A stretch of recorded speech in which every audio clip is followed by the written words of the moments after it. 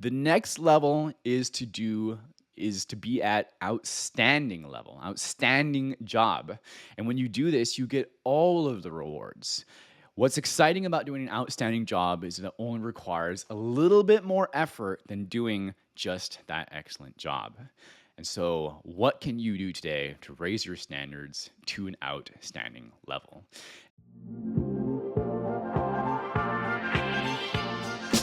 Welcome to the Path to Passive podcast, where we talk about building wealth and empowering lifestyle through commercial real estate investing for tech professionals. I always wish that other tech professionals reaching financial freedom had documented their journey along the way, so I'm doing it for the rest of us. Join us as we explore stories, many failures, and lessons learned along the way. I hope you enjoy and subscribe. Hey, welcome to another episode of Path to Passive Real Estate Investing for Tech Professionals. Today I want to talk about something that isn't directly investing related, but more related to how we spend our time, and more importantly, that we only have so much time. And I say that in what could be a really good way for us, because it's that wake-up call, almost that pattern break, that way for us, and this is some of the ways myself included, how I got here, to remind us that we only do have a finite amount of time. And if we have a finite amount of time, then we should be spending it in the most meaningful way as possible. So some of the questions that I ask myself and I would ask you, and the listener here, is how long do you plan to live? And are you someone that wants to get good at something? I don't mean just dabbler at something, but do you really want to get good at something? And maybe you're happy with just jumping around different things and dabbling in those multiple areas.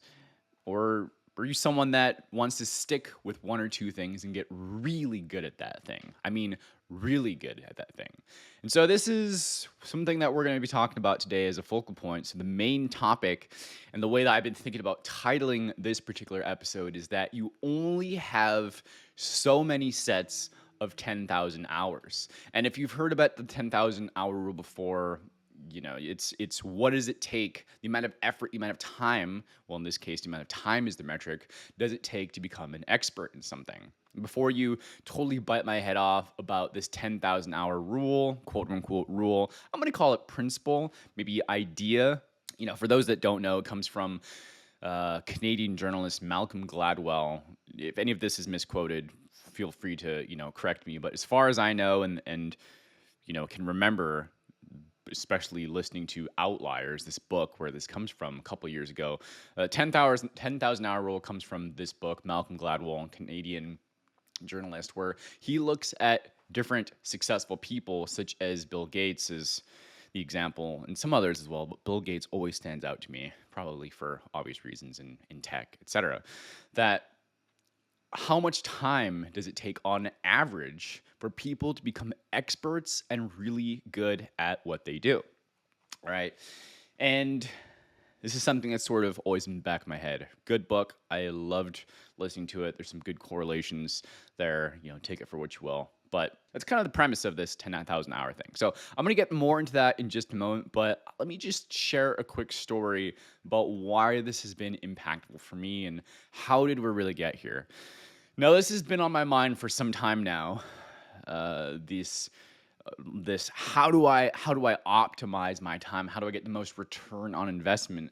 And here we're not just talking about what that looks like financially, but we're talking about what that looks like on any energy that we put into something and what we can get back. And I don't mean that to sound transactional, but the return could be something that is just meaning as well, right? It's if we put in the energy over here to build this relationship, how is this relationship fulfilling our needs in a certain way? And, whatever that is, if you invest time in something, what are you getting back for that? You wouldn't be investing a whole bunch of time in a relationship and it being totally poor for your health and you're not getting much back, etc. You wouldn't be doing the same thing in whatever the thing is you're investing time in, your game, your church, your community, or whatever. And we can dive into a whole rabbit hole around giving with a hook attached, like really expecting something in return, versus giving because you want to give and measuring that feedback cycle in a different way. And so there's a lot we can go into that. But staying on track here, how did I get here? Well, as you probably know, if you're listening to this, one of the things I'm working on building is this podcasting platform. I'm doing solo episodes as I process and think through my own thoughts. And, I am interviewing other guests. I'm trying to be a better interviewer. How can I be more thoughtful around the research that I do, how I prepare, the way I practice, the questions I ask others, the way that I speak so that I don't say or any of that stuff as much, but really just deliver a clearer message to be engaging as well. And how can I become a better storyteller, find ways to distribute content better, which, by the way, is coming soon as well. And I'm also working and building this private equity firm, a real estate equity firm on the side, which is Arita Capital. You probably heard me talk about that once or twice as well. Seen the links in the show notes. But this takes a ton of time and energy, as you can probably guess, to learn how to do all these things, build all these things, and as well as still learning how a lot of the industry works. And that's kind of the fun and joy of everything at the same time. But it does take time and energy. At the same time, I'm doing this on the air quotes, the side of still wanting to do well of my demanding tech job at Amazon. And it's not just something that I want to coast on because that's not really my style. I don't want to coast on anything. If I'm going to dedicate the time and effort, I'm going to be all in. And that's just the way that I do it. And the point is that, it takes time and effort there, but at the same time, make sure that I'm healthy. Go to the gym 3, 4, 5 times a week. Make sure I get enough rest. Oh my God, enough sleep. Connect with family and still friends with here and there. And so it really hit me that,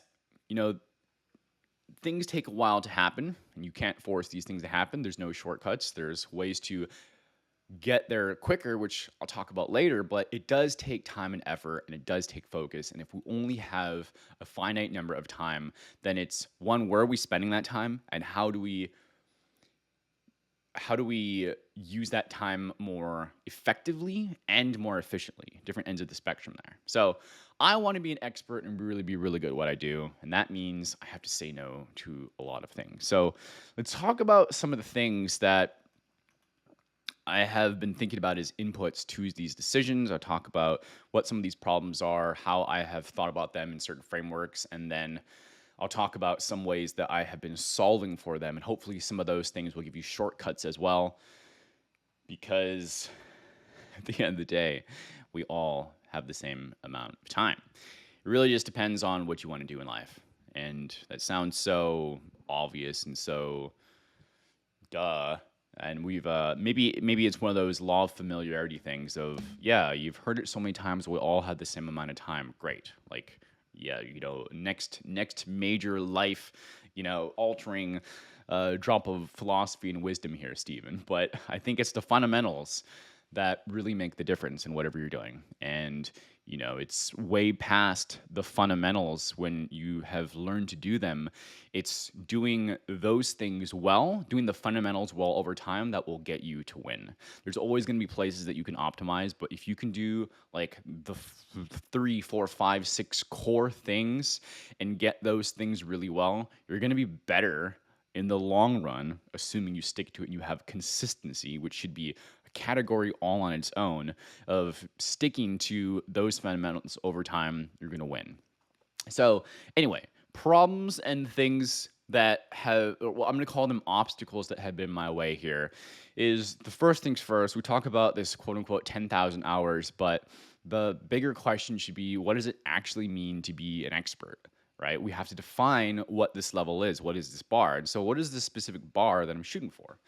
And so I've opened with that idea of 10,000 hours, again, borrowed from Malcolm Gladwell, etc. And while this is an average number, there are factors that can make this, faster, be more, effective. But the point is that we still must do the work to get to a certain level of proficiency. Some of the things that I've learned from talking with different people, different groups, is how to become more effective quicker to get that efficiency. That being a maximizer with the sheer volume of work before you become an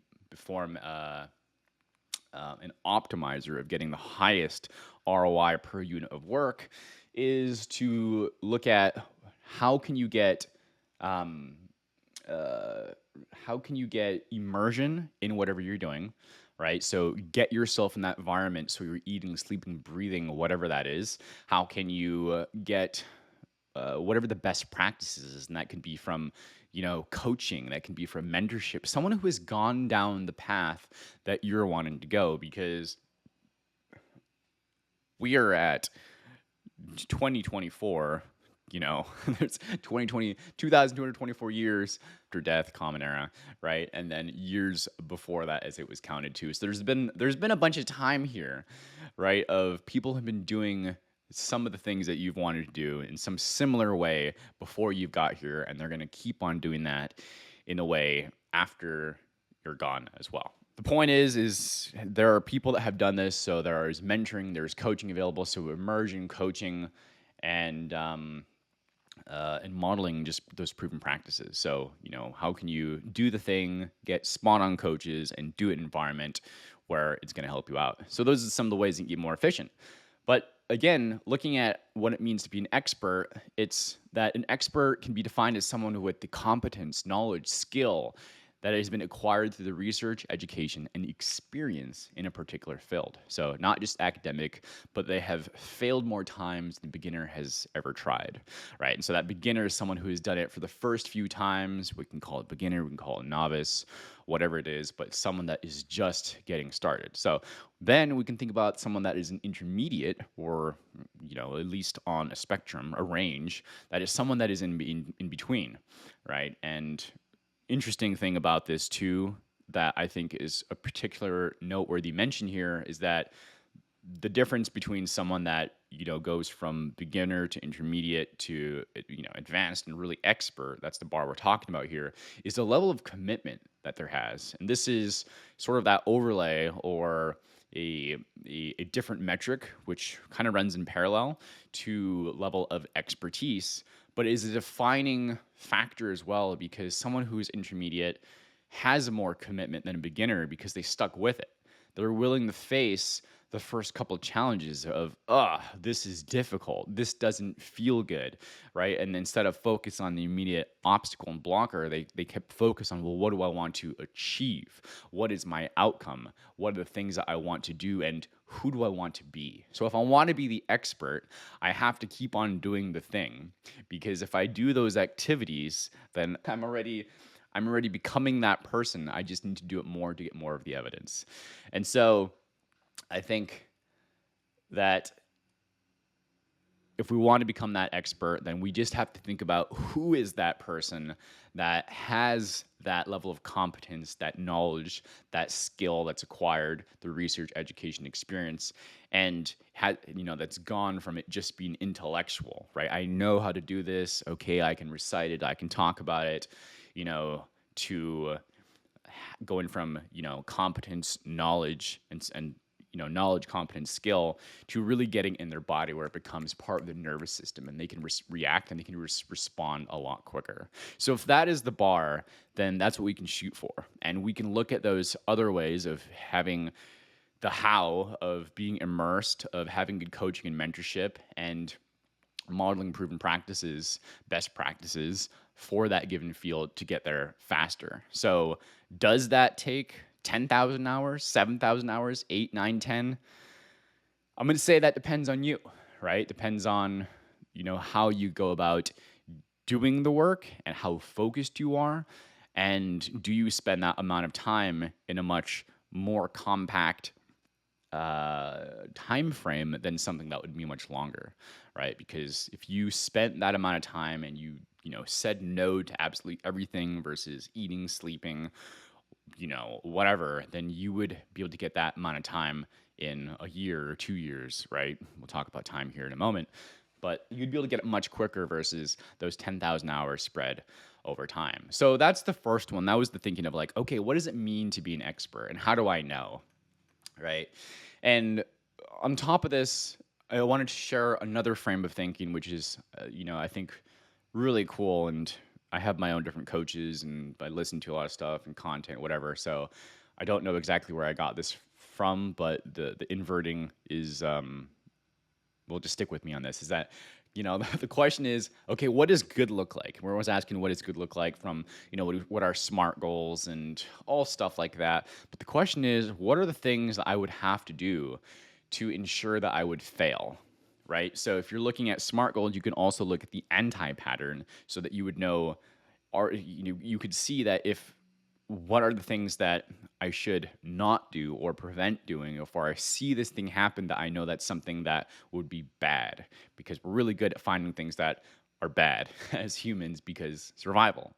And so if I think about that question of what it would it look like if I wanted to fail or being successful or the expert at something, then the answers start to become self-evident. And you can probably think of some of these on your own too, which is, well, I would not have to focus on one particular thing, right? I would have to bounce around to multiple things and keep on cycling through them, never sticking through the things that when they're hard.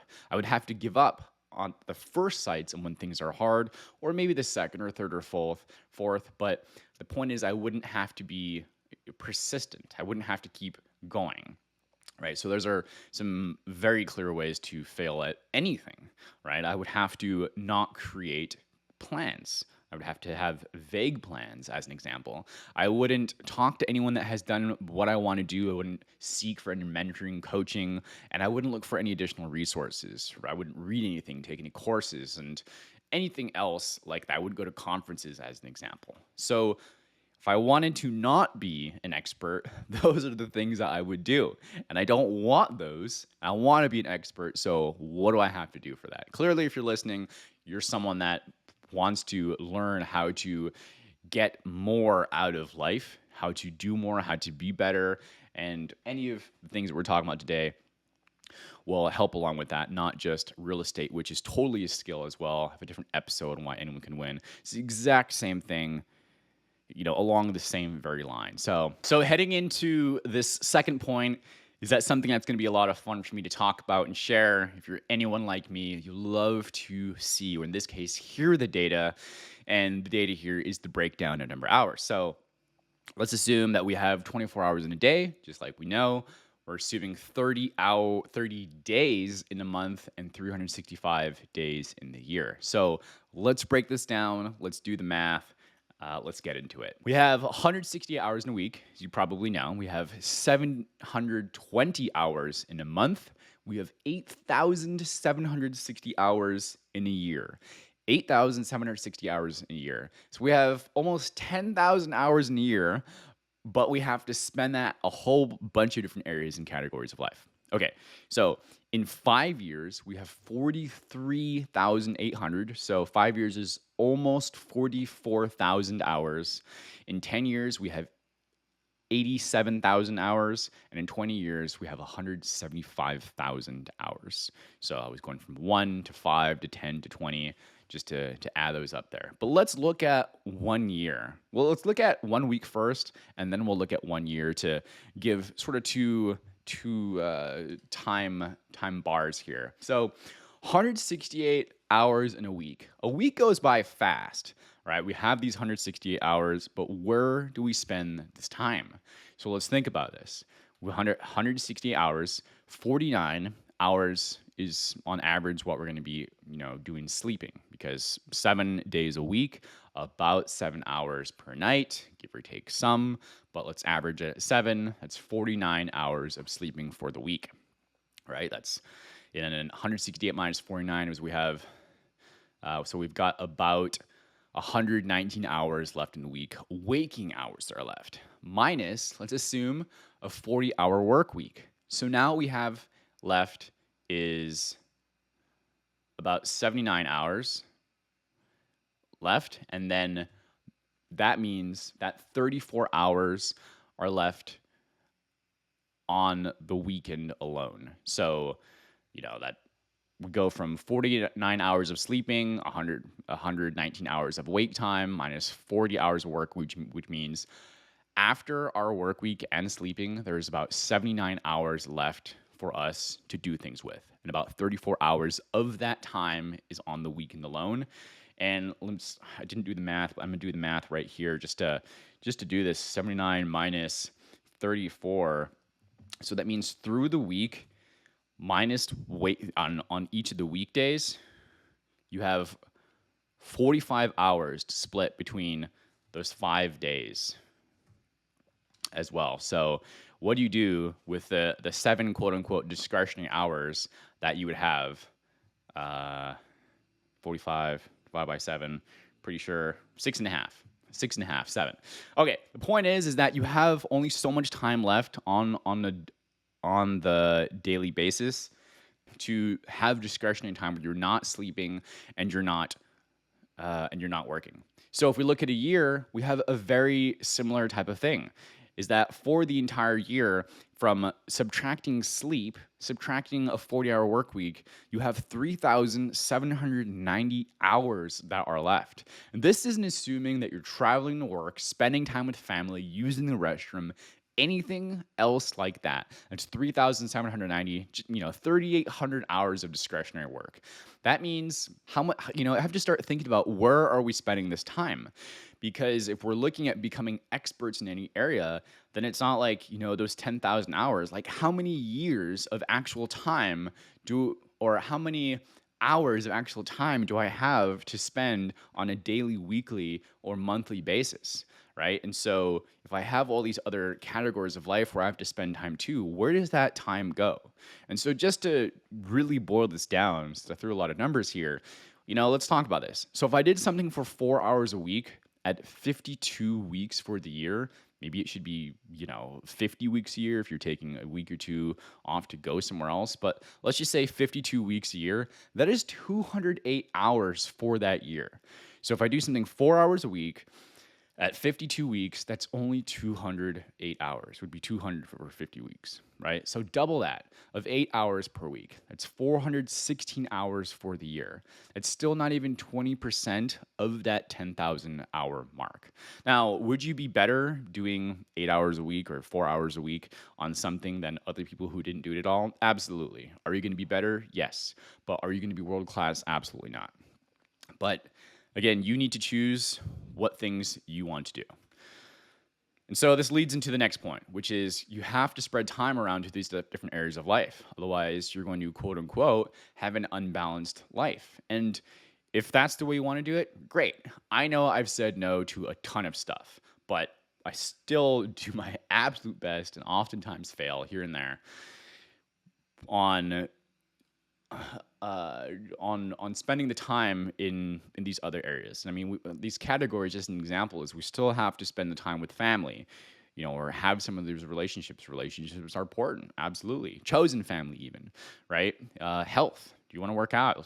Church beliefs. Is this something that's important to you? Finances. Are you putting, or how much are you paying attention to your finances? Your job, as an example, assuming you still have a W-2 while you're building something on the side. Your transportation to go to and from a job, which if you're working from home a lot, great. You don't have to worry about it. For those that might have to go to return to office or something, different story.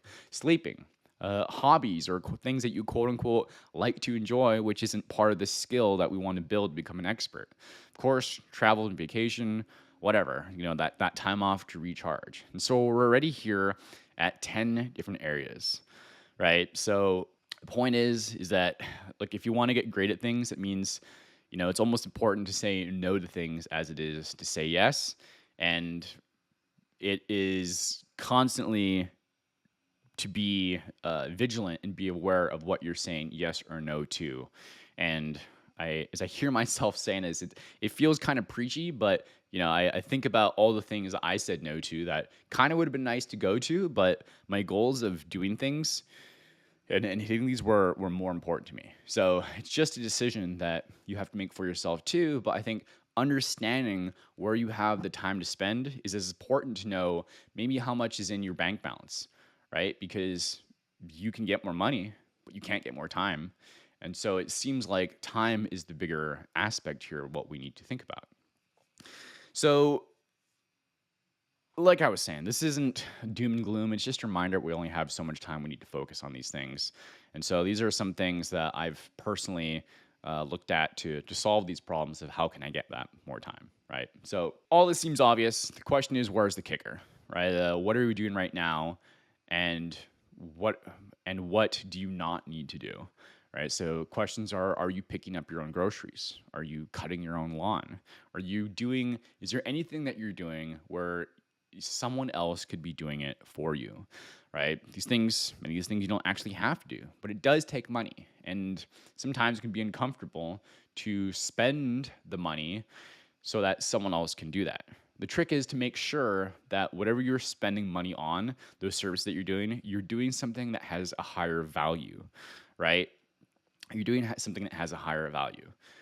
I'm going to give a quick example here on how to think about value as I've kind of worked through it for myself. And I'll talk about a resource that I've used to help me through this mental model. Is that years ago when I was, first starting to work with virtual assistants, I thought about the idea of paying someone else $5 or $10 of work to pay someone else to do some work for me.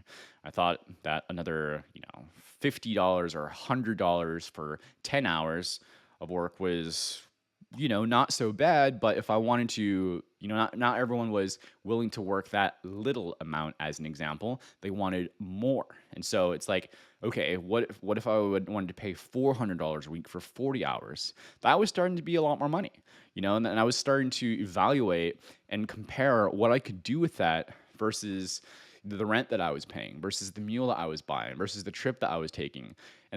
But I wasn't comparing it to my own time. And so I started thinking about, okay, what could I do? Again, those 6.5, 7 discretionary hours I have if I have a quote unquote 40-hour, work week, then what could I be doing where I could spend an hour or two to get other people to be doing things for me? And you can't outsource everything. Just like you can't outsource doing your own learning, you can't outsource doing your own, gym workouts.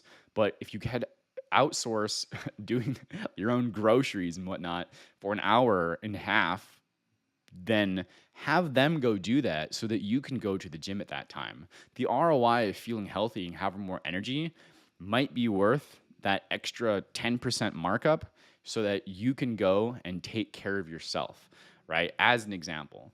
And so if I started to look at how much time what the valuation per hour of what I'm making right now, then would I be willing to buy another hour or two or three for $5, $6, $7 an hour so that I can make time, I can acquire time, which is the craziest and weirdest mental model to think about, but it's absolutely true. Right? I'm sure this has crossed your mind where, many of us are employees at companies and we do jobs, and the jobs we do are for tasks, and, whether or not we get fulfillment out of it or this or that or whatever, the point is that we are blocks of time to do a skilled job to get things done. And that means that we solve problems for other people, the people we work for. And it seems to reason that if we had types of jobs and problems and tasks that need to be done, even at different levels of skilled or unskilled work, then we would have other people do that same thing so that we can continue to uplevel ourselves so that we can become more skilled in our areas of focus and teach others to do some of those work that we've already become competent and skilled in so that other people can go through that same cycle of, learning how to do it. And that is a whole other skill of learning how to delegate, learning how to be competent in breaking down another skill to teach it. But skill transfer is one of the greatest things. I mean, how many times have, you worked with managers who don't know how to delegate, or, they're trying to continue to do work when they should be stay and micromanaging versus letting you do what you need to do. But the point is still that think about what your own value of time is, and if you could be getting other people to do some of the other things for you as well so that you acquire more of someone else's time and go do something else. Because I promise you, if again, just take this to the extreme. If you had 3 months left to live, would you be outsourcing absolutely everything?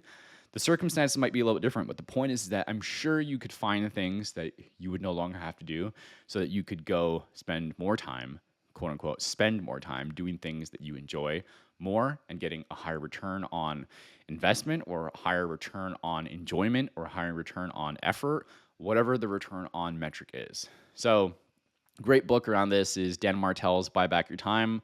I've listened to this many times over the last 2 years and reread multiple sections. I got the Audible and I got the Kindle. And I even bought this book for half a dozen people as well. So, highly recommend. One other idea here before I close out is the idea of the mental framework around dabbler versus mastery.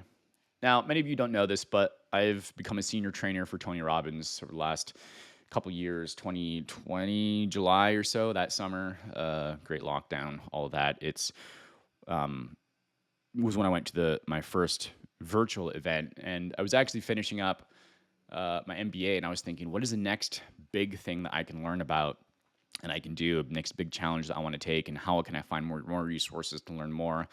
I was looking for people that would be good mentors, etc. And was I was listening to Jim Rohn and some others already, and came across the idea of Tony Robbins, and I thought, man, people are going bananas for this guy. Like, is there something that I can learn? Seems like people are really invested and really love him. Like, what is it?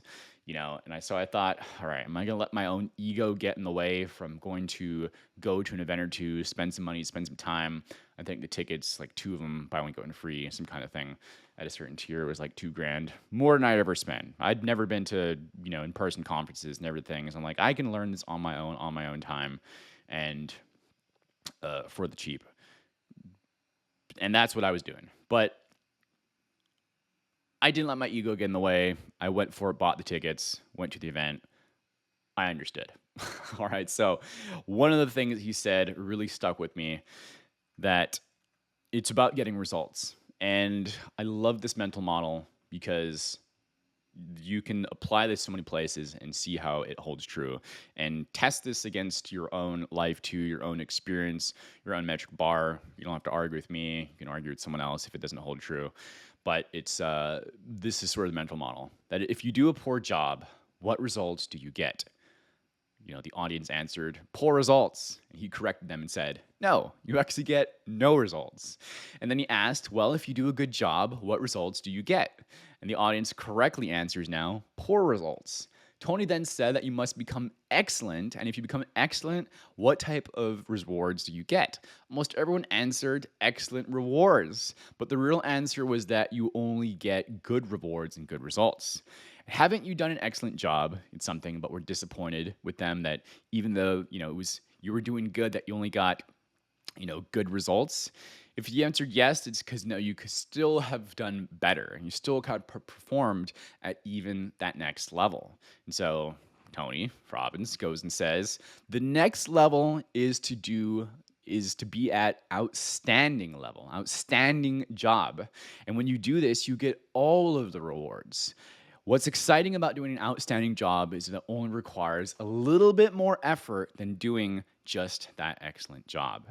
And so, what can you do today to raise your standards to an outstanding level? And so, I absolutely love this because, if I think about this, and I think he uses this as that example too, which is when you think about even at like the Olympics or someone at podium, sports is a great place to look at this on on a level, because who comes in first place and second place and third place? I mean, how good do you already have to be to get to the Olympics? You have to qualify for so many levels. You aren't poor, you aren't good, you aren't excellent. You're already at the outstanding level. And it's not, you're winning by a second or 2 or 3 or 5 there. It's you're winning by 0.1, by 0.2, razor's edge, just the smallest margins of where you're winning, right? And at each level you get to another. And so when you think about where you're at and how you're spending your time, think about that. And are you doing it poor, good, great, excellent, outstanding? And what results do you really want to get? And how are you spending that time? And where could you acquire more time at to dedicate yourself even more so that you're not just a dabbler, but you want to become a master at whatever it is that you're doing. So, closing out, just like I said, is that if you haven't already, take some time to evaluate where you're spending your time. Do this on a monthly basis to start, a quarterly basis, whatever works for you, but have a look. Do you have your categories of life defined for your family, for your health, for your church community, for your whatever it is that you are going to get that return on effort, energy, meaning, whatever that is, ROM, return on meaning, whatever that thing is, just have it defined. Choose, right? And if you're dabbling in multiple areas and you want to be better, how many of them are you doing this with? And could you pick just one or two and spend your time on those instead of five, right? You only have so many hours. Choose what you want to accomplish and what you're willing to give up and what you're willing to go after to get the meaning for your life. So, next time you're invited, see an opportunity, get an idea, you have to evaluate it and ask, will taking away these hours to spend on this time on this other thing get me closer to the 10,000 hours, or will it take you away? Or whatever many hours you think it takes to get you to that level that you want. If that's expert level, 10,000 hours, give or take 2 or 3. So quote of the day is this one, which I absolutely love. It's been in my mind a lot too, which is expecting it would be easy makes it harder than it ever was. I don't know who said it, but expecting it was easy makes it harder than it ever was. And if you think that you're going to do it, you're going to try it, and you're so much better because you're so much more talented and you're a prodigy and all this stuff, awesome, good for you. I honestly do wish you the best, and I would love to meet you if that's who you are. And even everyone else here listening too, I want to hear from you. But the point still is that when you consider that it's going to be hard and expect it to be hard, then when it's hard, you're not wondering why it's so difficult. You're just like, of course this is difficult. It's meant to be difficult. So that's a mental model that's always helped me out. I hope this helps you too. And so with that, that's all I got. This took me a little bit longer to prepare and put together this episode, to collect my own thoughts in my head, to write it down. But I wanted to put it together in this particular story. So as usual, if this was helpful, thumbs up, subscribe, drop me a comment, email me, shoot me something on LinkedIn, whichever works for you, your way. I just love to get some feedback, hear what was meaningful. And if there's certain episodes in real estate or certain topics you want to hear about, please let me know. I'd love to get those people on. I'm plugged into a couple of different communities, from fund managers, those buying different assets of real estate, to buying businesses, to also just doing absolutely super cool things. And I'd be happy to be like, hey, my listeners would love to get this, hear from you as well. So through the lens of real estate for tech professionals. So anyway, appreciate you. Have a wonderful day, and I will see you in the next episode of Path to Passive. Have a great one. Bye. Thanks for joining us on another episode of Path to Passive. We love connecting with our listeners and those on the path to architecting their wealth and improving their lives. Feel free to let us know what topics you'd like to see in future episodes. Get in touch with us through email or Instagram. See you next week for a new episode.